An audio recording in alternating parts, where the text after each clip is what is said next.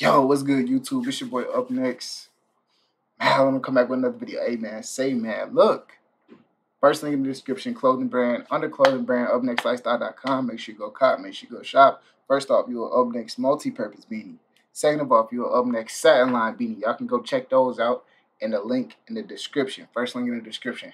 Second of all, shout out to Sunny V2 for this video. This video would not be possible without him. Make sure I go like, make sure I go subscribe, make sure I go support him.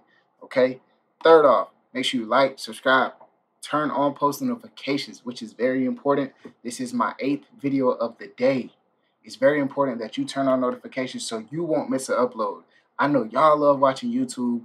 I love watching YouTube. This is why I upload in a batch, in a bulk, whatever you want to call it. I upload 5 times, 3 times, just in one session, maybe 10 times in one session. Today, we got 15 uploads that are coming out. I don't want y'all to miss none. Comment y'all opinions on the video down below. Let's get it. Let's go. $600 million over the course of 6. Oh, yeah. I forgot. Mike Tyson blew through $600 million. That's tough. A lot of people, a ton of people, probably 90% of people that don't even touch 600 million. I know I will. I know at least touch at least 600 mil, at least.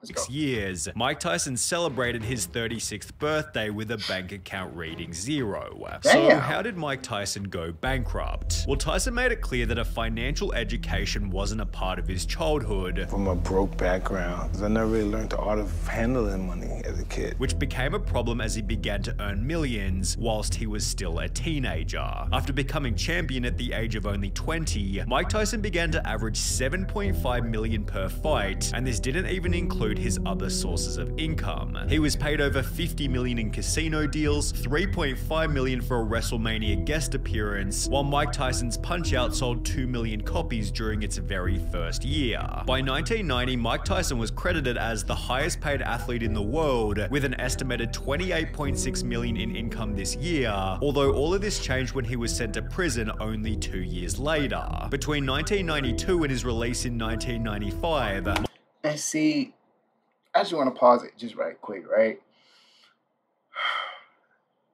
This is what you have to deal with when you're either a black entrepreneur or a black athlete that's either gaining success, learning about success, anything of that nature, man. You got your money to worry about. You got the feds not necessarily to worry about, but if you're a public figure and your figures are public, you got to slow it down. You got to rewind. If you're a public figure, your figures are public. You're getting posted on Forbes. You're getting posted on this and that. You damn right. Somebody watching. Everybody's watching. All right? You got to watch out.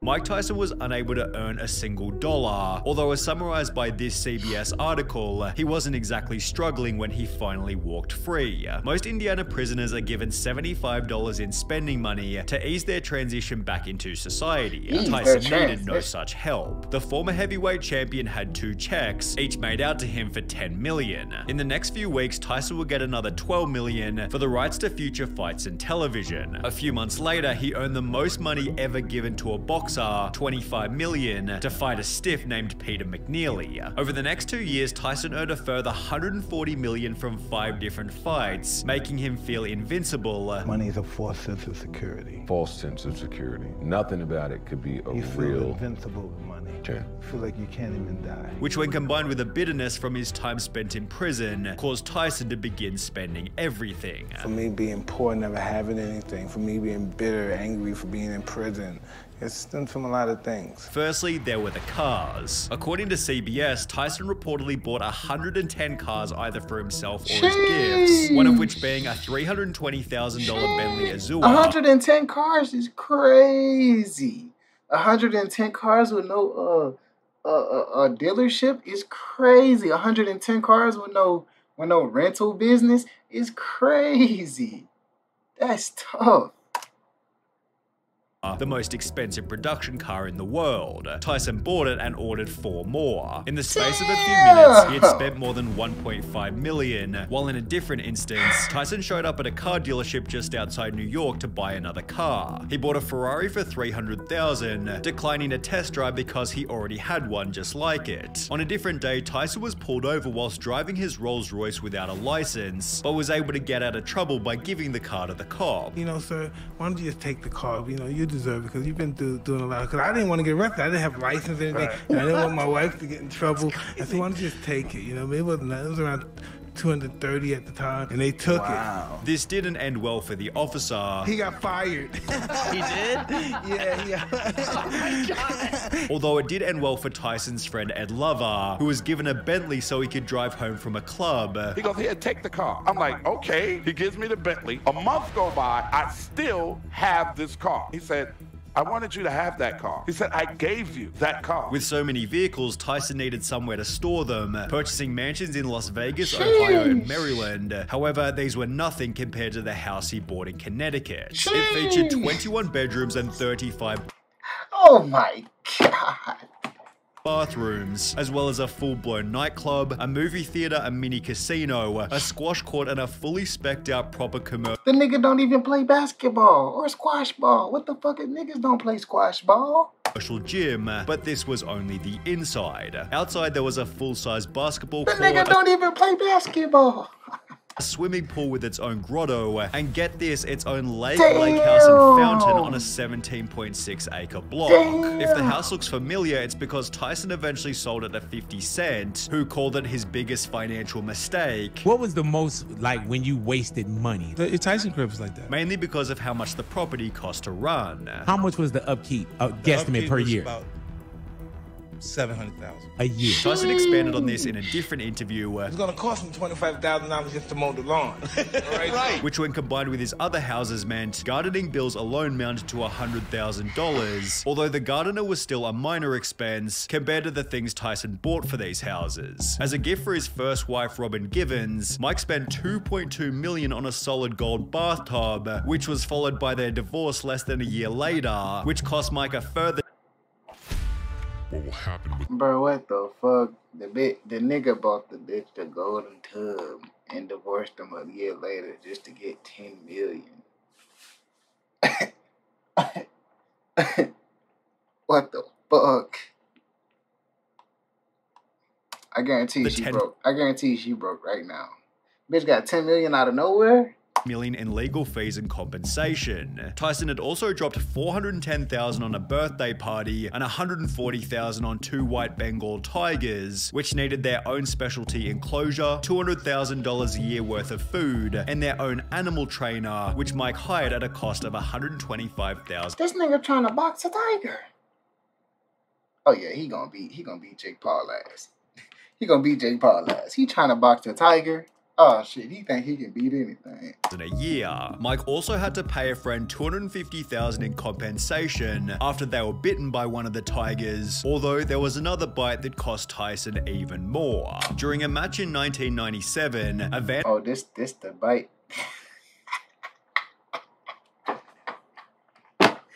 This the bite of the ear. Holyfield headbutted Tyson, who in retaliation bit a portion of Holyfield's ear. Oh my god. This nigga bit the ear so hard, the motherfucking me. The motherfucking me. Yo, this nigga bit the other nigga ear so hard you can see the wrinkles in the shoulder. Like, is this nigga really? I bet this nigga is like, is this nigga really biting my ear? And it wasn't no sexy bite either. This bitch took a chunk. Ear off. Tyson was disqualified and fined $3 million, although it seemed he hadn't learned his lesson, as he then bit Lennox Lewis's leg during a press conference, warranting another $335. The nigga bit the leg. Who has to come in and teach Mike Tyson that other people are not chicken? What in the fuck? And I ain't talking about scary. I'm talking about food. This nigga is biting everybody. At this point, he need to come out with his own goddamn chicken leg. His own goddamn chicken leg restaurant. $5,000 fine. In the process, Tyson employed over 200 different people, including chefs, chauffeurs, and bodyguards, the most pointless of which being a guy nicknamed Crocodile, whose sole function was to dress in fatigues and repeatedly shout guerrilla warfare at Tyson's news conferences, for which he was paid $300,000 in 1996. In another crazy instance, Tyson walked into a club and offered to pay for everybody's drinks all night. Mike calls me over again. Ed, come here. I go, what's up, Mike? Tell the DJ I got the bar until the club closed. I said, what are you talking about? I'm buying the bar out. Everybody can have whatever they want. However, there was one final expense that was higher than any other.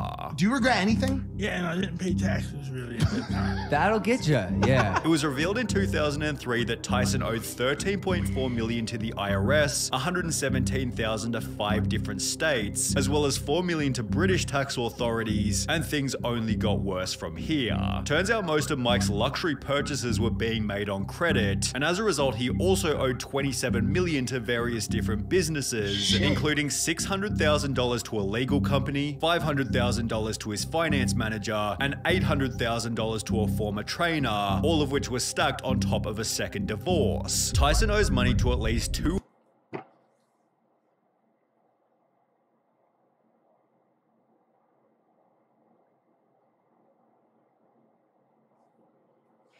Nigga, these ain't even my bills and I'm stressed out. 246 creditors, including the Internal Revenue Service, the Screen Actors Guild, and dozens of doctors, lawyers, and accountants. Tyson owes his ex-wife Monica Turner almost $9 million from their divorce, and he hasn't paid $19.4 million in taxes to the IRS, Great Britain, and 5 states, which was an extra large problem as Tyson was down to his last $1,250 in cash. Tyson, 38, said all of his houses have been sold or seized, and he owns only one car, albeit a white Hummer SUV, newly purchased and apparently not yet paid for. According to bank records Tyson's attorney submitted to the US bankruptcy court, Tyson earned $38 during January. His living expenses during that month were more than $407,000. Mike Tyson was completely and utterly screwed. However, he devised a plan to get himself out of trouble. Tyson's reorganization plan is ambitious. He hopes to earn at least $19.5 million from boxing over the next 3 years to help satisfy his creditors, although this isn't what would happen. In fact, he'd lose both of his next 2 professional fights before retiring from boxing and filing for bankruptcy. At the time, he'd state, "My whole life has been a waste. I've been a failure. I just want to escape. I'm really embarrassed with myself and my life. I want to be a missionary. I think I could do that while keeping my dignity without letting people know they chased me out of the country. I want to get this part of my life over as soon as possible. In this country, nothing good is going to come of me.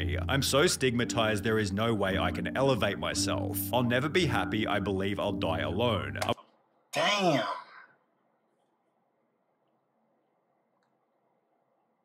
And at the beginning, everything is starting to make sense now. The nigga's like, yeah, when I have money, shit, I felt invincible. Shit. It's a false sense of security. It's tough. Nigga ran through 600 million. What the fuck can you tell that nigga? I would want it that way. I've been a loner all my life with my secrets and my pain. I'm really lost, but I'm trying to find myself. I'm a really sad, pathetic case. With nothing else to do, Mike spent his days caring for 350 unique pigeons, a collection which prior to bankruptcy, he'd paid $400,000 for. He'd later liken his spending habits to a drug addiction. What the fuck? That nigga paid $400,000 on pigeons? Oh shit! And I am kind of educated on pigeons, just a tad bit, where they do race pigeons and people do earn millions of dollars off pigeon racing, which is crazy. But $400,000 after you going, nigga, and you about to go buy some nigga, my mama would punch you, bitch. You what? Punch you in the chest for that shit. Addiction. It's like the drugs. You might as well say you have it all, but it's still that empty hole that you're trying to fulfill. You spend as much as you can to try to get that satisfaction, fulfill that hole. It just is bottomless. However, Tyson's life wasn't finished yet. Losing everything had taught Tyson a valuable lesson. I know the power of humbleness now. How did you learn that? I have to lose everything. With humility acting as a baseline for him to rebuild his life. Tyson took the lessons he'd learnt and transformed them into a book, whilst his life story was also the perfect premise for his own documentary. On top of this, Mike landed a cameo role in both The Hangover 1 and 2, for which he was paid $300,000. Through these various media appearances, appearances, Mike was able to rebuy himself a pretty awesome house in Vegas, although he refused to let money dictate his happiness. Is there anybody that thinks a lot of money is going to make them happy? They never had a lot of money. Because it don't make you happy. Yeah, oh no, it's going to make you miserable. You said, well, it can make you hate yourself. Since then, Mike has launched his own extremely successful podcast called Hotboxer. Hey, amazing. This was amazing. Sunny V2. Amazing. Y'all comment y'all opinions down below. Next video. Peace.